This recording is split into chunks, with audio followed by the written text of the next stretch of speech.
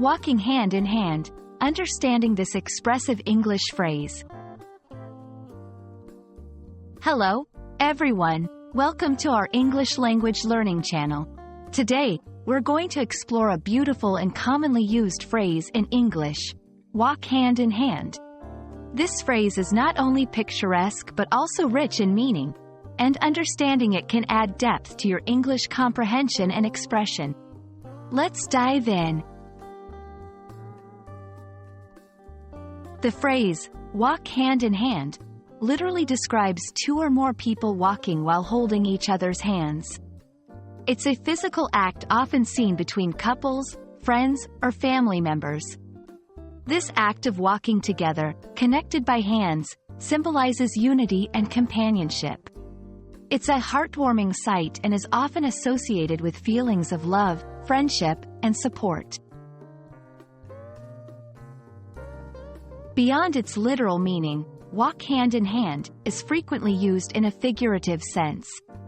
When used metaphorically, it describes a situation where two or more people, groups, or entities are working together in harmony or cooperation.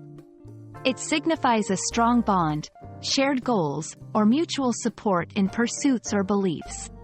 For example, the two countries are walking hand in hand to combat climate change. To help you understand better, let's look at some examples of how this phrase is used in sentences. The couple walked hand in hand along the beach, enjoying the sunset. In this project, we must walk hand in hand to ensure its success. They walked hand in hand through the difficulties, supporting each other. Notice how the context changes the meaning slightly each time, from a physical action to a metaphorical expression of unity and cooperation. The phrase, walk hand in hand, is often used in various cultural contexts, like literature, movies, and songs, to evoke a sense of unity or romance.